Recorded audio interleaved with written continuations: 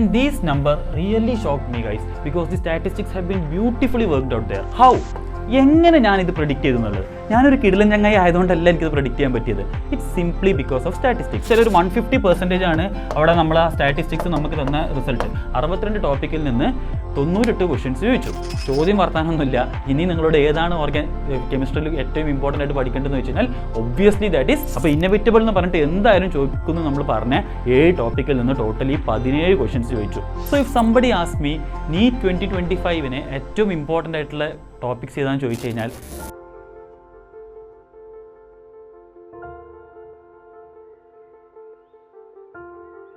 So hello guys, myself doctor Tabsheer and welcome to a new video. അപ്പോൾ നമ്മൾ NEET 2024 മുമ്പ് predicting NEET 2024 paper എന്ന് പറഞ്ഞിട്ട് 3 വീഡിയോസ് ആയിട്ട് യൂട്യൂബിൽ പോസ്റ്റ് ചെയ്തിരുന്നു അല്ലേ. നമ്മൾ ഫിസിക്സിനും കെമിസ്ട്രിക്കും ബയോളജിക്കും ഏറ്റവും ഇമ്പോർട്ടൻറ്റ് ടോപ്പിക്സും അതുപോലെ തന്നെ ഏതൊക്കെ ചാപ്റ്റേഴ്സിനാണ് കൂടുതൽ ക്വസ്റ്റ്യൻസ് ചോദിക്കാൻ സാധ്യത എന്നൊക്കെ ഒരു സ്റ്റാറ്റിസ്റ്റിക്കൽ അനാലിസിസ് നടത്തിയിട്ട് യൂട്യൂബിൽ പോസ്റ്റ് ചെയ്തിരുന്നു. അപ്പോൾ സ്വാഭാവികമായിട്ടും നിങ്ങൾ ഓരോ നീറ്റ് സ്റ്റുഡൻറ്റ് നീറ്റിന് വേണ്ടി കാത്തിരിക്കുന്ന പോലെ നീറ്റ് 2024 വളരെ ആകാംക്ഷയോടെയാണ് ഞാനും കാത്തിരുന്നത്. കാരണം എനിക്ക് അറിയണമല്ലോ ഞാൻ പ്രെഡിക്റ്റ് ചെയ്തതിൽ എത്ര ക്വസ്റ്റ്യൻസ് ചോദിച്ചു എന്നുള്ളത്. അങ്ങനെ നീറ്റിൻ്റെ ദിവസം വന്നു. അപ്പോൾ നീറ്റിൻ്റെ ദിവസം സാധാരണ നമ്മൾ ഡോപ്പയിലെ ടീച്ചേഴ്സ് എന്താ ചെയ്യാറെന്ന് പറഞ്ഞാൽ നമ്മളെല്ലാവരും ഡോപ്പയിലുണ്ടാവും. കാരണം നമ്മൾ ഫസ്റ്റ് കുട്ടി പേപ്പറുമായിട്ട് വരുന്നത് കാത്തിരിക്കുകയാണ്. കാരണം നമുക്ക് നോക്കിയിട്ട് നമുക്ക് അപ്പം തന്നെ ആൻസർ കീ ആയിട്ട് നമ്മൾ അപ്പം തന്നെ ലൈവ് പോകും.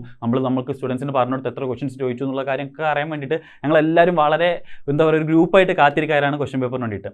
അങ്ങനെ ക്വസ്റ്റ്യൻ പേപ്പർ നമുക്ക് കിട്ടി. സാധാരണ ഞാൻ എന്താ വെച്ചാൽ ഫിസിക്സിൻ്റെ ക്വസ്റ്റ്യൻസ് മാത്രമേ നോക്കാറുള്ളൂ. പക്ഷേ ഈ വർഷം എനിക്ക് എന്താ വെച്ചാൽ എനിക്ക് എല്ലാം നോക്കണം. കാരണം നമ്മൾ പറഞ്ഞത് എത്ര എണ്ണം ചോദിച്ചു എന്ന് അറിയാൻ വേണ്ടിയിട്ട്. നീറ്റ് 2024 ക്വസ്റ്റ്യൻ പേപ്പർ കണ്ട ഞാൻ ശരിക്കും ഞെട്ടിപ്പോയി.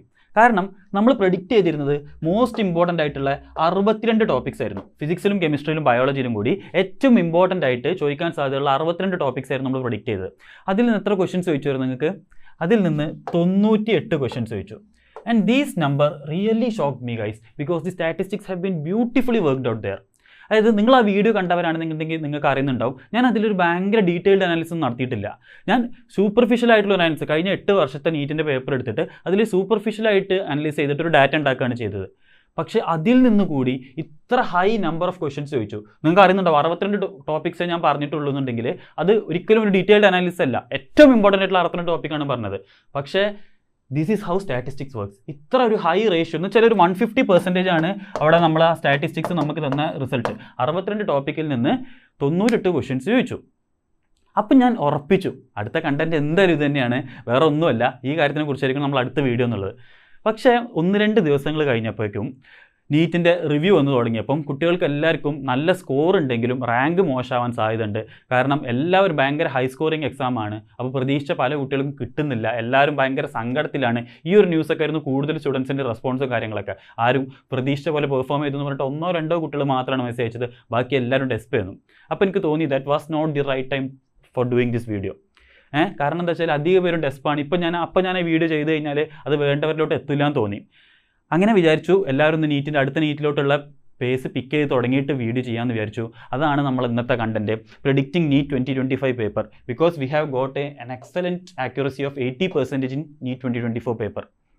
അപ്പോൾ അത് വെച്ചിട്ട് നമ്മൾ നീറ്റ് 25 പേപ്പർ ഇന്ന് പ്രെഡിക്റ്റ് ചെയ്യാൻ പോവുകയാണ്. ഓക്കെ, അപ്പോൾ ഞാനിവിടെ ഈ വീഡിയോൻ്റെ പ്രത്യേകത എന്താണെന്ന് വെച്ചാൽ ഞാനിവിടെ യൂസ് ചെയ്തിട്ടുള്ള സ്ലൈഡ്സ് ഇതിൻ്റെ മുമ്പ് ചെയ്ത 3 വീഡിയോസിൻ്റെ സെയിം സ്ലൈഡ്സാണ്. ഞാൻ സ്ലൈഡ്സ് മാറ്റിയിട്ടേ ഇല്ല.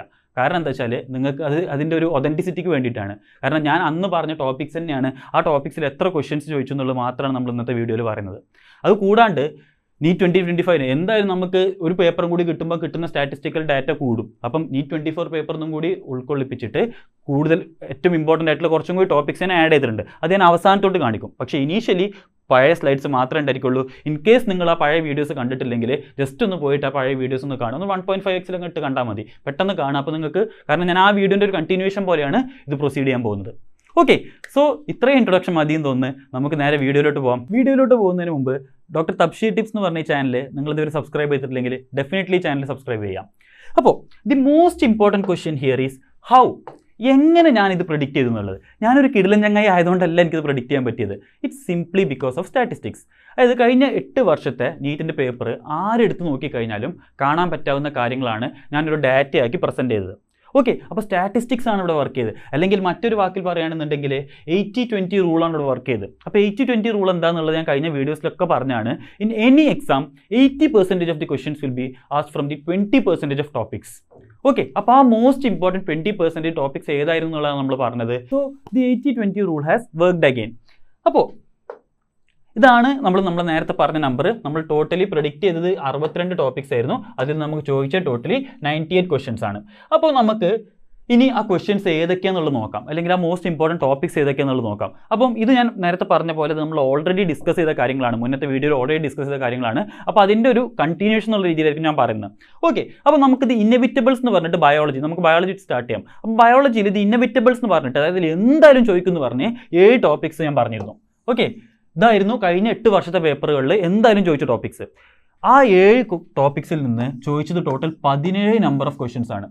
നിങ്ങൾ നോക്കുക എത്ര വലിയ റേഷ്യോ ആണ് അവിടെ വരുന്നത്. അതായത് മോർ ദാൻ ട്വൈസ് ആണ് 7 ടോപ്പിക്സിൽ നിന്ന് ചോദിച്ചത്. ടോട്ടലി ബയോളജിയിൽ മാത്രം 17 നമ്പർ ഓഫ് ക്വസ്റ്റ്യൻസ് ആണ്. ഏതൊക്കെയാണെന്ന് നോക്കിയാൽ, ഒന്ന് phase of cell cycle. Phase of cell സൈക്കിളിൽ നിന്ന് മാത്രം ചോദിച്ചത് 4 ക്വസ്റ്റ്യൻസ് ആണ്. ഓക്കെ, ഫേസ് ഓഫ് സെൽ സൈക്കിളിൽ നിന്ന് മാത്രം ചോദിച്ചത് 4 ക്വസ്റ്റ്യൻസ് ആണ്. അടുത്തത് ഗ്ലൈക്കോളിസിസ് ആൻഡ് ക്രബ് സൈക്കിൾ, അതിൽ നിന്ന് ചോദിച്ചത് 2 ചോദ്യങ്ങളാണ്. അടുത്ത് പോപ്പുലേഷൻ ഇൻട്രാക്ഷൻ മുന്നത്തെ ഇതിൽ കൂടുതൽ ചോദിച്ചിരുന്നു, പക്ഷേ ഈ നീറ്റിന് ഒറ്റ ക്വസ്റ്റനേ ചോദിച്ചിട്ടുള്ളൂ, ബട്ട് സ്റ്റിൽ ഒന്ന് ചോദിച്ചു അവിടെ. അടുത്ത് സ്പെർമാറ്റോജെനിസിസ് ആൻഡ് oogenesis, അതിൽ നിന്ന് 2 ക്വസ്റ്റൻസ് ചോദിച്ചു. അടുത്തത് methods of contraception extremely important ആണ്, എല്ലാ വർഷം ചോദിക്കുന്ന കാര്യം എന്ന് പറഞ്ഞിരുന്നു. അതിൽ നിന്ന് 2 ക്വസ്റ്റൻസ് ചോദിച്ചു. അടുത്തത് റെപ്ലിക്കേഷൻ, ട്രാൻസ്ക്രിപ്ഷൻ ആൻഡ് ട്രാൻസ്ലേഷൻ, അതിൽ നിന്ന് നമുക്ക് ടോട്ടലി 4 ചോദ്യങ്ങൾ ചോദിച്ചു. And theories of evidence of എവല്യൂഷനിൽ നിന്ന് നമുക്ക് ടോട്ടലി 2 ചോദ്യം ചോദിച്ചു. അപ്പോൾ ഇന്നവിറ്റബിൾ എന്ന് പറഞ്ഞിട്ട് എന്തായാലും ചോദിക്കുന്നു നമ്മൾ പറഞ്ഞ 7 ടോപ്പിക്കിൽ നിന്ന് ടോട്ടലി 17 ക്വസ്റ്റൻസ് ചോദിച്ചു.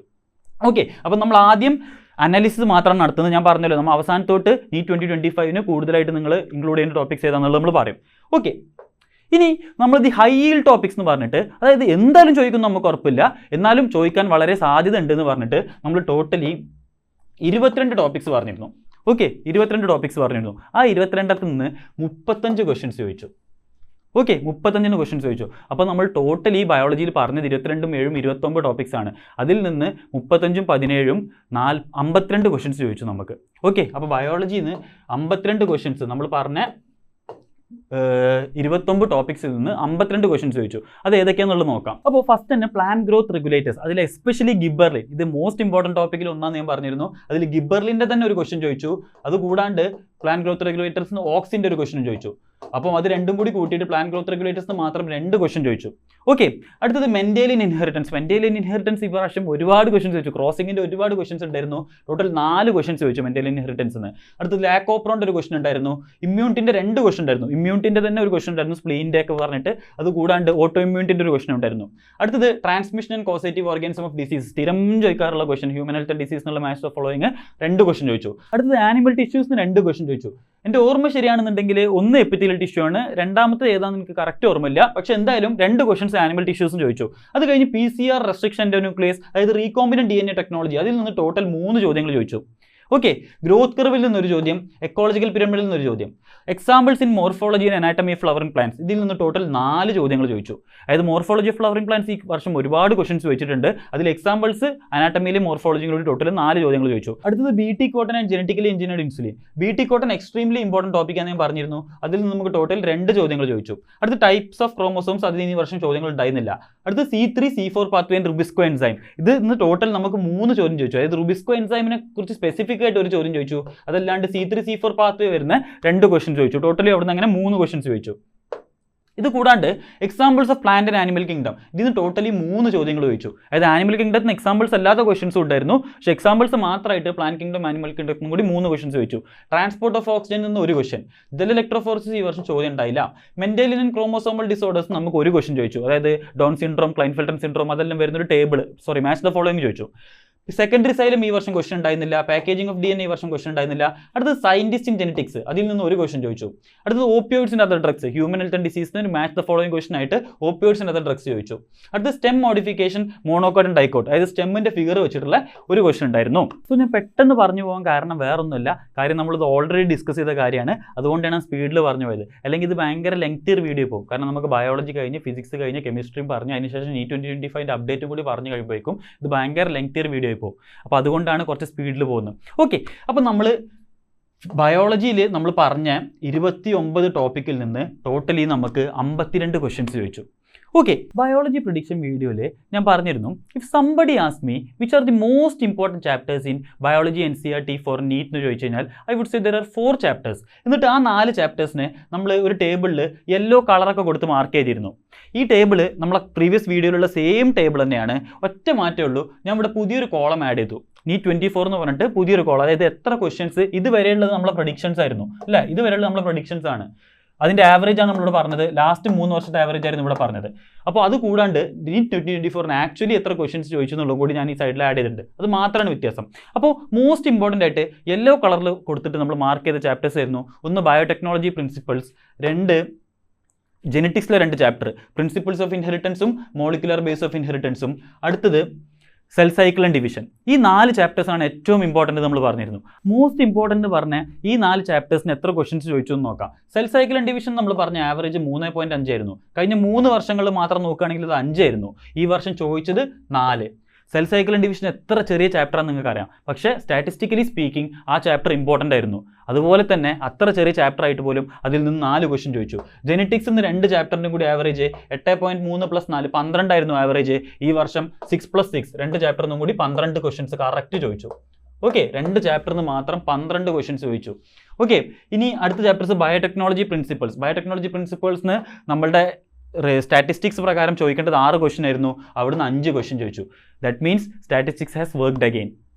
ഓക്കെ, ഇനി ഇതല്ലാണ്ട് നമുക്ക് ചില ഇമ്പോർട്ടൻറ്റ് ചാപ്റ്റേഴ്സ്, ഞാൻ ഈ ടേബിൾ ഒന്നും ഡീറ്റെയിൽ ആയിട്ട് പറയുന്നില്ല, കാരണം ഈ ടേബിളൊക്കെ ഡീറ്റെയിൽ ആയിട്ട് നമ്മൾ മുമ്പത്തെ വീഡിയോയിൽ ഡിസ്കസ് ചെയ്തതാണ്. അതുകൊണ്ട് ഞാൻ പറഞ്ഞു, നിങ്ങൾ ഇൻ കേസ് ആ വീഡിയോസ് കണ്ടിട്ടില്ലെങ്കിൽ അത് കണ്ടിട്ട് ഇങ്ങോട്ട് വരും, അപ്പോൾ it will be more easier. Okay, അപ്പോൾ അതല്ലാണ്ട് ഈ വർഷം സ്പെസിഫിക്കലി ഇമ്പോർട്ടൻ്റ് ആയിട്ട് തോന്നിയ ചാപ്റ്റേഴ്സ്, ഒന്ന് ബയോഡൈവേഴ്സിറ്റി. ബയോഡൈവേഴ്സിറ്റി ഞാൻ ഇവിടെ റെഡിൽ കൊടുക്കാൻ കാരണം that was some place where our predictions has gone wrong. അതായത് ബയോഡൈവേഴ്സിറ്റി പ്രകാരം, സ്റ്റാറ്റിസ്റ്റിക്സ് പ്രകാരം നമ്മളെ നീറ്റിന് ചോദിക്കാൻ പാടുള്ളത് ആവറേജ് ഒറ്റ ക്വസ്റ്റ്യൻ മാത്രമേ ചോദിക്കാൻ പാടുണ്ടായിരുന്നുള്ളൂ.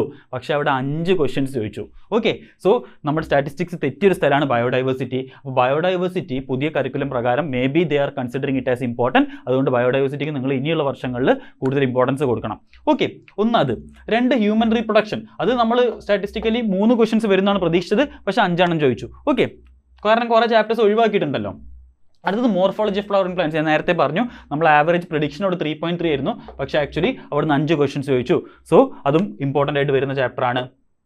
അടുത്തത് ബയോമോളിക്യൂൾസ്. ബയോമോളിക്യൂൾസും ഒന്നായിട്ട് ഞാൻ പ്രതീക്ഷിച്ചതിനേക്കാളും ഒരുപാട് ക്വസ്റ്റ്യൻ ചോദിച്ചു. ബയോമോളിക്യൂൾസ് നമ്മൾ എക്സ്പെക്ട് ചെയ്തത് 3.7 ക്വസ്റ്റ്യൻസ് ആയിരുന്നു, പക്ഷേ ബയോമോളിക്യൂൾസ് 6 ക്വസ്റ്റ്യൻസ് ചോദിച്ചു. ഓക്കെ, അപ്പോൾ ബയോമോളിക്യൂൾസും ബയോഡൈവേഴ്സിറ്റിയും ഈ 2 ചാപ്റ്റേഴ്സാണ് നീറ്റ് 2024 ഏറ്റവും കൂടുതൽ ക്വസ്റ്റ്യൻസ് ചോദിച്ച നമ്മൾ പ്രതീക്ഷിക്കാത്ത 2 ചാപ്റ്റേഴ്സ്.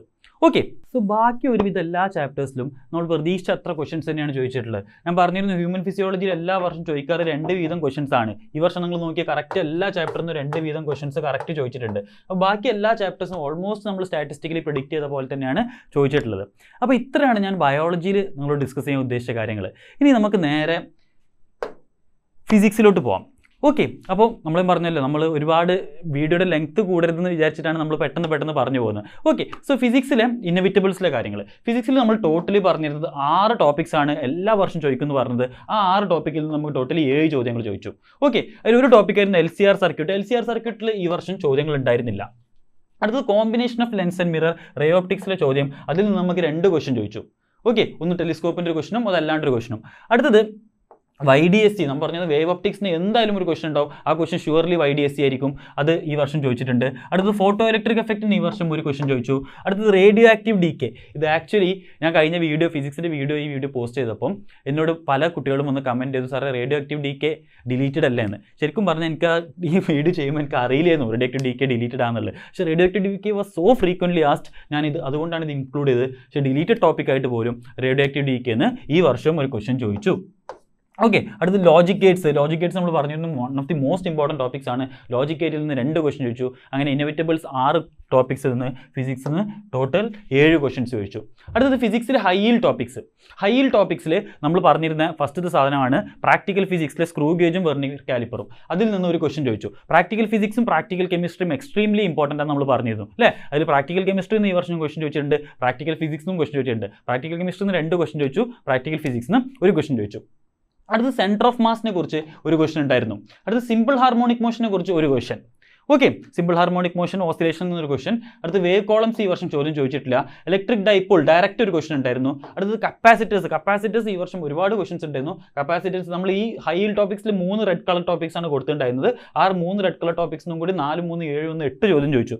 ഓക്കെ, കപ്പാസിറ്റേഴ്സിന് നമുക്ക് ടോട്ടൽ 3 ചോദ്യങ്ങൾ ചോദിച്ചു. കോമ്പിനേഷൻ ഓഫ് കപ്പാസിറ്റേഴ്സും കപ്പാസിറ്റേഴ്സിൻ്റെ ചാർജും അങ്ങനത്തെ എല്ലാ കാര്യങ്ങളും വെച്ചിട്ട്. അടുത്തത് റെസിസ്റ്റേഴ്സ് അതിൻ്റെ കളർ കോഡിംഗ് ഈ വർഷം ചോദിച്ചിട്ടില്ല. പക്ഷേ അതല്ലാണ്ട് കോമ്പിനേഷൻ ഓഫ് റെസിസ്റ്റേഴ്സ് മാത്രം 4 ക്വസ്റ്റൻസ് ചോദിച്ചു. ഓക്കെ, വീറ്റ്സിൻ്റെ ഒരു ക്വസ്റ്റൻ ഉണ്ടായിരുന്നു. അല്ലാണ്ട് കുറേ ക്വസ്റ്റൻസ് റെസിസ്റ്ററിൻ്റെ ഒരു റെസിസ്റ്ററിനെ മുറിച്ച് കുറേ കഷ്ണങ്ങളാക്കുന്ന ഒരു ക്വസ്റ്റനൊക്കെ ഉണ്ടായിരുന്നു.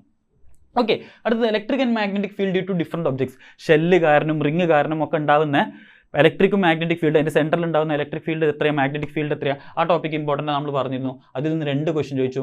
അടുത്ത് ട്രാൻസ്ഫോമേഴ്സിന് ഒരു ക്വസ്റ്റൻ എല്ലാ വർഷവും സാധാരണ ചോദിക്കാറുണ്ടെന്ന് പറഞ്ഞിരുന്നു. ട്രാൻസ്ഫോമേഴ്സിന് ഈ വർഷം ഒരു ക്വസ്റ്റൻ ചോദിച്ചു. ആൻഡ് ഡി ബ്രോഗൈൽ വേവ് ലെങ്ത്തും ഒരു ക്വസ്റ്റൻ ചോദിച്ചു. അങ്ങനെ ഹൈ ടോപ്പിക്സിൽ ടോട്ടൽ നമ്മൾ പറഞ്ഞ 10 ടോപ്പിക്കിൽ നിന്ന് നമുക്ക് 15 ചോദ്യം ചോദിച്ചു.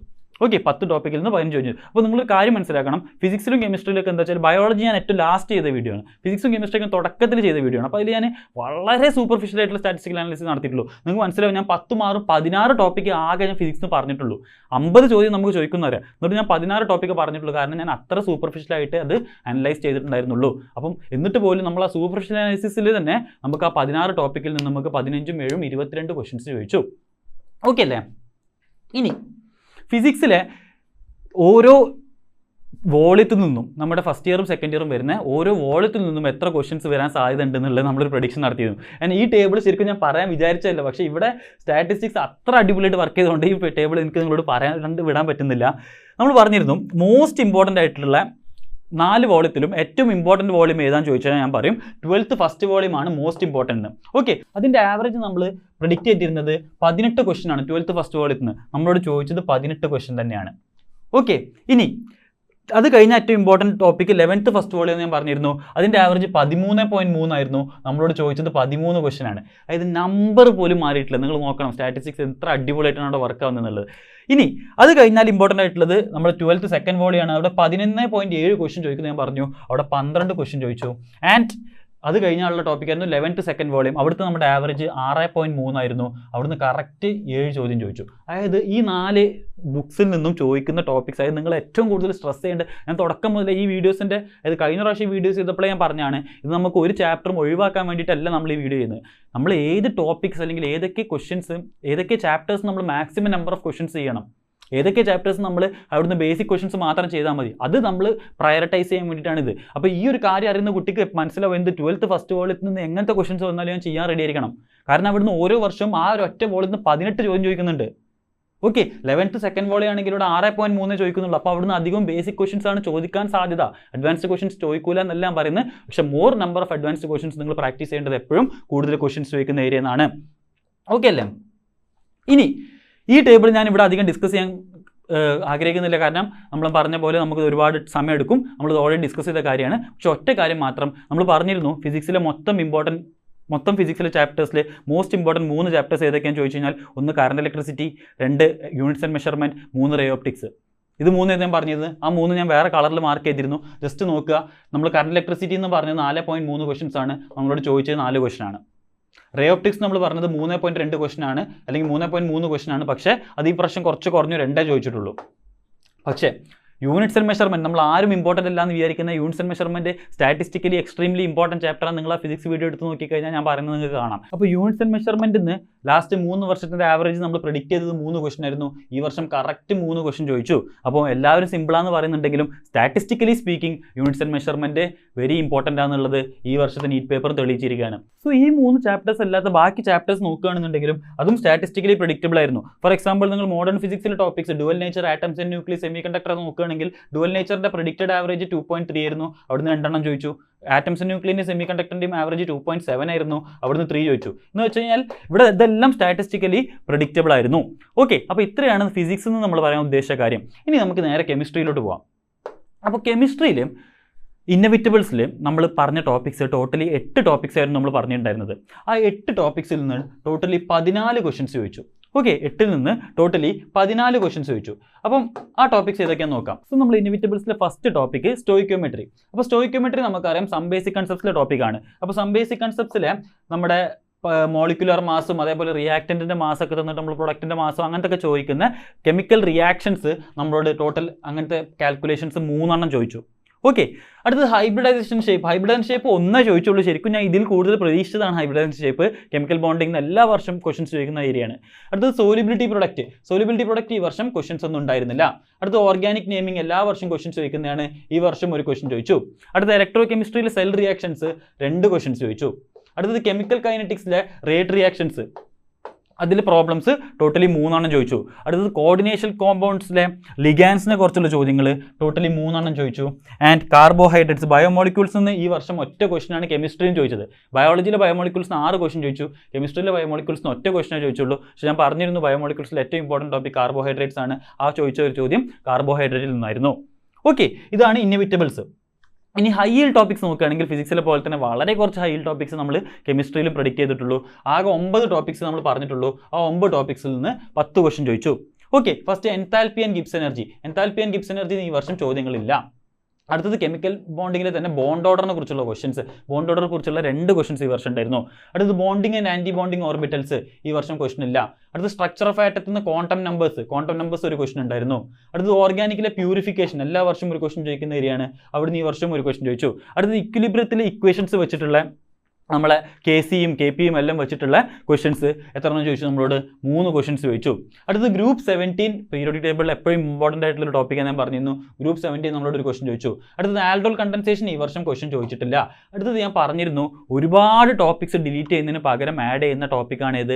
Practical chemistry. അതുകൊണ്ട് പ്രാക്ടിക്കൽ കെമിസ്ട്രി എന്തായാലും ഇമ്പോർട്ടൻ്റ് ആയിരിക്കും, നമ്മളോട് ക്വസ്റ്റൻ ചോദിക്കുന്നുള്ള കാര്യം ഉറപ്പാണ് എന്ന് പറഞ്ഞിരുന്നു. പ്രാക്ടിക്കൽ കെമിസ്ട്രി നമ്മളോട് എത്ര ക്വസ്റ്റൻ ചോദിച്ചു? 2 ക്വസ്റ്റൻസ് ചോദിച്ചു. അതായത് ഒരു ക്വസ്റ്റൻ മോർ സോൾട്ടും അതല്ലാണ്ട് ഒരു ക്വസ്റ്റനും വേണ്ടിയിരുന്നു. അപ്പോൾ പുതുതായിട്ട് ഇൻക്ലൂഡ് ആയതുകൊണ്ട് ഒരുപാട് ടോപ്പിക്സിന് പകരം ആഡ് ചെയ്ത ടോപ്പിക് ആയതുകൊണ്ട് പ്രാക്ടിക്കൽ കെമിസ്ട്രി ഇനിയും ക്വസ്റ്റൻസ് കൂടുതൽ ചോദിക്കാൻ സാധ്യതയുള്ള ഏരിയയാണ്. ഓക്കെ അല്ലേ?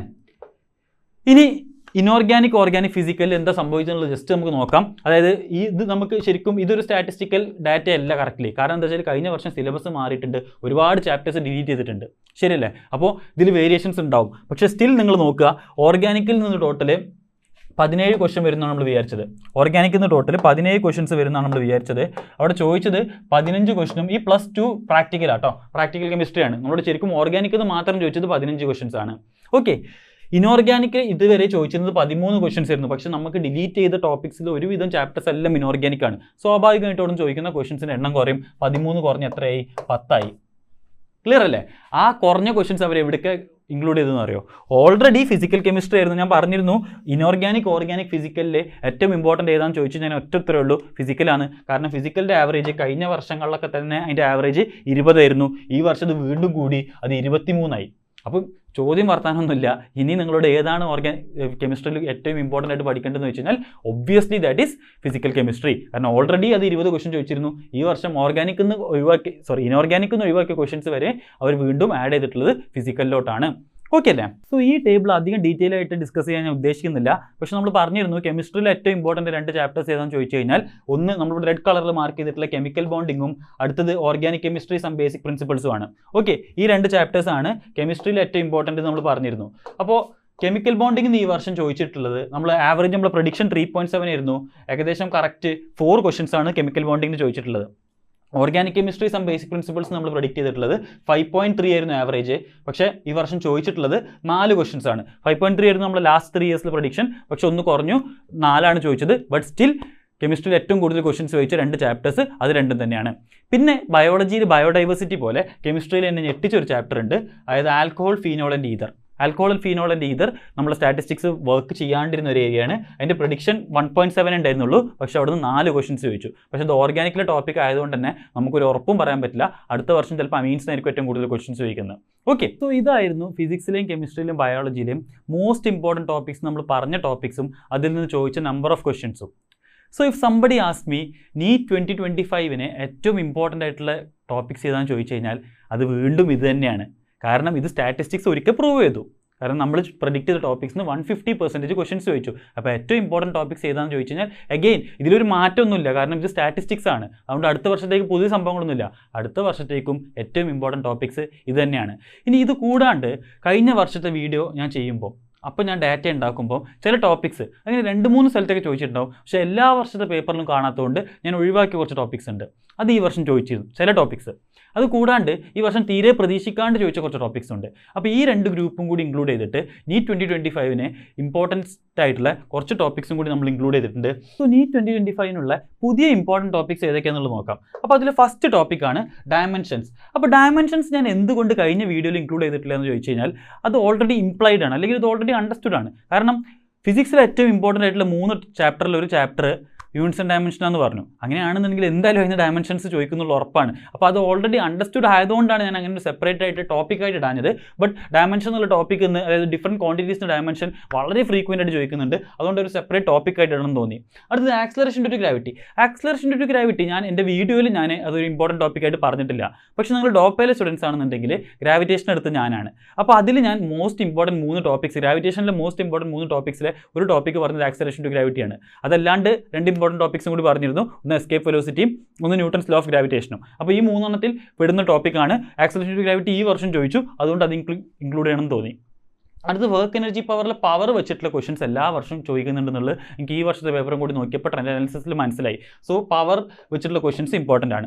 അടുത്തത് ഇലക്ട്രോൺ ജമ്പിങ്. ഇത് ശരിക്കും ഇലക്ട്രോൺ ജമ്പിങ് അല്ല, ഞാൻ നിങ്ങൾക്ക് മനസ്സിലാകാൻ വേണ്ടി എഴുതിയാണ്. അതായത് നമ്മൾ ഡിഫറൻറ്റ് ഷെൽസ് ഡിഫറൻറ്റ് ഓർബിറ്റ്സിലോട്ട് ഇലക്ട്രോൺസ് മൂവ് ചെയ്യുമ്പോൾ നമ്മളെ മോഡേൺ ഫിസിക്സിലെ കൺസെപ്റ്റ് അല്ലെങ്കിൽ കെമിസ്ട്രിയിലാണെങ്കിൽ സ്ട്രക്ചർ ഓഫ് ആറ്റത്തിലെ കൺസെപ്റ്റ്. അപ്പോൾ ഡിഫറൻറ്റ് ഷെൽസിൽ മൂവ് ചെയ്യുമ്പോൾ എമിറ്റ് ചെയ്യുന്ന റേഡിയേഷൻസിൻ്റെ വേവ് ലെങ്ത്തും അങ്ങനത്തെ ക്വസ്റ്റൻസ് എല്ലാ വർഷവും ചോദിക്കുന്നുണ്ട്. അത് എക്സ്ട്രീംലി ഇമ്പോർട്ടൻ്റ് ആണ്, ഇത് പഠിക്കണം, ഇത് എല്ലാ വർഷവും ചോദിക്കുന്നുണ്ട്.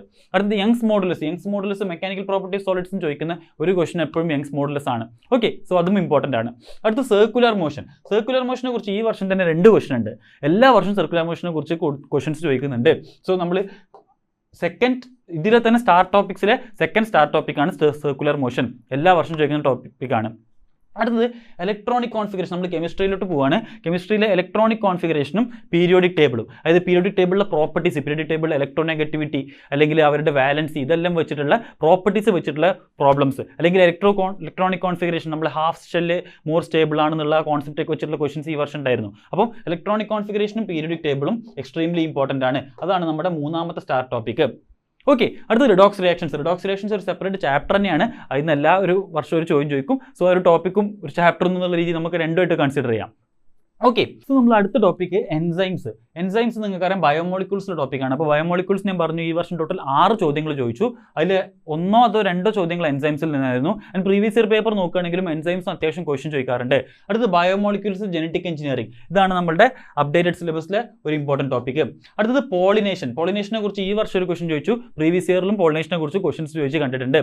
അടുത്ത സെൽ ദ യൂണിറ്റ് ഓഫ് ലൈഫിലെ ക്വസ്റ്റൻസ്, ഓർഗനൽസും അതിൻ്റെ ഫംഗ്ഷൻസ് എല്ലാം വെച്ചിട്ട് മാച്ച് ദ ഫോളോയിങ്. ഈ വർഷം തന്നെ 2 ക്വസ്റ്റൻസ് ചോദിച്ചു, മുമ്പത്തെ വർഷങ്ങളിൽ ചോദിച്ചു കണ്ടിട്ടുണ്ട്. സോ അത് ഇമ്പോർട്ടൻ്റ് ആണ്. അടുത്ത പാർട്സ് ഓഫ് ബ്രെയിൻ, അതായത് ന്യൂറൽ കൺട്രോൾ ആൻഡ് കോർഡിനേഷൻ വലിയൊരു ചാപ്റ്റർ ആണെന്നുണ്ടെങ്കിലും യൂഷ്വലി അതിൽ നിന്ന് കഴിഞ്ഞ കുറേ വർഷങ്ങളുടെ പേപ്പർ നോക്കുകയാണെന്നുണ്ടെങ്കിൽ ബ്രെയിനോട് ചുറ്റിപ്പറ്റിയ ക്വസ്റ്റൻസ് ആണ് അധികം ചോദിക്കുന്നത്. So parts of brain important ആണ്.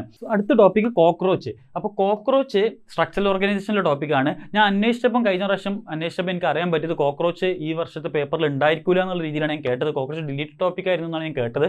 അതുകൊണ്ടാണ് ഇൻക്ലൂഡ് ചെയ്യുന്നത്. അല്ലെങ്കിൽ എന്തായാലും കോക്രോച്ച് വരേണ്ടതാണ്, കാരണം കോക്രോച്ച് എല്ലാ വർഷവും ക്വസ്റ്റ്യൻ ചോദിക്കുന്ന ഏരിയയാണ്. സോ നീറ്റ് 2025 പേപ്പർ എങ്ങനെയായിരിക്കും എന്ന് ചോദിച്ചു കഴിഞ്ഞാൽ നമുക്ക് പറയാൻ പറ്റും നീറ്റ് 2025 പേപ്പറിലെ ഏറ്റവും ഇമ്പോർട്ടൻറ്റ് ടോപ്പിക്സ് നമ്മൾ ആദ്യം പറഞ്ഞു തന്നെയാണ്. കാരണം അത് ഓൾറെഡി സ്റ്റാറ്റിസ്റ്റിക്കലി പ്രൂവൻ ആണ്. ഇനി അത് കൂടാണ്ട് നമുക്ക് ചോദിക്കാനുള്ള ടോപ്പിക്സും നമ്മളിവിടെ പറഞ്ഞു. അതിൽ തന്നെ most important 3 topics, 1 electron jumping, 2 circular motion and 3 electronic configuration അല്ലെങ്കിൽ പീരിയോഡിക് ടേബിളിലെ അതിൻ്റെ പ്രോപ്പർട്ടീസ്. ഓക്കെ, അപ്പോൾ ഈ മൊത്തം വീഡിയോൻ്റെ ടേക്ക് ഹോം മെസ്സേജ് എന്താടാ? ഈ മൊത്തം വീഡിയോയുടെ ടേക്ക് ഹോം മെസ്സേജ് ഒന്നേ ഉള്ളൂ, that is statistics works. Statistic വർക്കാവും. ഞാൻ മുമ്പ് പല എക്സാമിൻ്റെ പേപ്പറിലും സ്റ്റാറ്റിസ്റ്റിക്സ് അടിപൊളിയായിട്ട് വർക്കാവുന്ന കണ്ടിട്ടുണ്ട്. And for NEET 2024 paper that was extremely accurate. അപ്പോൾ നിങ്ങൾ ജസ്റ്റ് ആലോചിച്ച് നോക്കുക. ഞാൻ പറഞ്ഞല്ലോ, ഞാൻ കഴിഞ്ഞ വർഷത്തെ പേപ്പറുകളിൽ വളരെ സൂപ്പർഫിഷ്യലായിട്ട് അനലൈസ് ചെയ്തിട്ട് 62 ടോപ്പിക്സ് പ്രിപ്പയർ ചെയ്തതിൽ നിന്നാണ് ഇത്രയും അധികം ക്വസ്റ്റ്യൻസ് ചോദിച്ചത്. അപ്പോൾ ജസ്റ്റ് ഇമാജിൻ, നമ്മൾ നീറ്റ് പേപ്പേഴ്സ് വളരെ ഡീറ്റെയിൽഡ് ആയിട്ട് അനലൈസ് ചെയ്യുകയാണെന്നുണ്ടെങ്കിൽ നമുക്ക് ചോദിക്കാൻ സാധ്യതയുള്ള നല്ലൊരു നമ്പർ, 200-ൽ നിന്ന് ഒരു 150 ക്വസ്റ്റ്യൻസ് ഇന്ന ടോപ്പിക്സ് ആയിരിക്കും എന്നുള്ളത് നമുക്ക് ഉറപ്പിച്ച് എഴുതാൻ പറ്റും. സോ അങ്ങനത്തെ ഒരു ഡീറ്റെയിൽഡ് അനാലിസിൻ്റെ വീഡിയോ നിങ്ങൾക്ക് വേണമെന്നുണ്ടെങ്കിൽ ജസ്റ്റ് നിങ്ങൾ കമൻറ്റ് ചെയ്യുക. നമുക്ക് ഡെഫിനറ്റ്ലി അങ്ങനത്തെ ഒരു വീഡിയോ ചെയ്യാം. ഞാൻ ഇതിൻ്റെ കൂടെ പറയാത്തത്, ഇത് ഓൾറെഡി അത്യാവശ്യം ലെങ്ത് ഉള്ളൊരു വീഡിയോ ആയിട്ടുണ്ട്. സോ അങ്ങനത്തെ ഒരു ഡീറ്റെയിൽഡ് അനാലിസിൻ്റെ വീഡിയോ നമുക്ക് വേണമെന്നുണ്ടെങ്കിൽ ചെയ്യാം. നിങ്ങൾക്ക് അങ്ങനത്തെ ഒരു വീഡിയോ വേണമെന്നുണ്ടെങ്കിൽ നിങ്ങൾ ഡെഫിനറ്റ്ലി കമൻറ്റ് ചെയ്യുക, നമ്മൾ ചെയ്യുന്നതായിരിക്കും. സോ ഇത്രയാണ് നമ്മൾ ഈ വീഡിയോ കൊണ്ട് പറയാൻ ഉദ്ദേശിച്ചത്. സോ ഗൈസ്, നിങ്ങൾക്ക് ഈ വീഡിയോ ഇഷ്ടപ്പെട്ടിട്ടുണ്ടെങ്കിൽ ഡെഫിനറ്റ്ലി ഈ വീഡിയോ ലൈക്ക് ചെയ്യുക. നിങ്ങൾ ആലോചിച്ച് നോക്കുക, ഇപ്പോൾ ഫോർ എക്സാമ്പിൾ നിങ്ങൾ ആലോചിച്ച് നോക്കുക, ഈ ഒരു ടേബിളിൽ ഡാറ്റയൊക്കെ ഉണ്ടാക്കാൻ വേണ്ടിയിട്ട് ഞാൻ എത്ര സമയം എടുത്തിട്ടുണ്ടെന്നുള്ളത്. സോ ഒരുപാട് ടൈം എടുത്ത് ചെയ്യുന്ന കാര്യമാണ്. സോ നിങ്ങൾക്ക് ഈ വീഡിയോ ഇഷ്ടപ്പെട്ട് കഴിഞ്ഞാൽ ഡെഫിനറ്റ്ലി ഈ വീഡിയോ ലൈക്ക് ചെയ്യുക, നിങ്ങളുടെ ഫ്രണ്ട്സിനൊക്കെ ഷെയർ ചെയ്ത് കൊടുക്കുക. ആൻഡ് മോസ്റ്റ് ഇമ്പോർട്ടൻ്റ്ലി നിങ്ങൾ ഈ ചാനൽ സബ്സ്ക്രൈബ് ചെയ്തിട്ടുണ്ടെങ്കിൽ ഡെഫിനറ്റ്ലി ചാനൽ സബ്സ്ക്രൈബ് ചെയ്യുക. കാരണം നീറ്റ് റിലേറ്റഡ് പ്രിപ്പറേഷൻ്റെ വീഡിയോസ് ഒരുപാട് ഇനിയും വരുന്നതായിരിക്കും. സോ നമുക്ക് മറ്റൊരു വീഡിയോയിൽ കാണാം. Till then bye.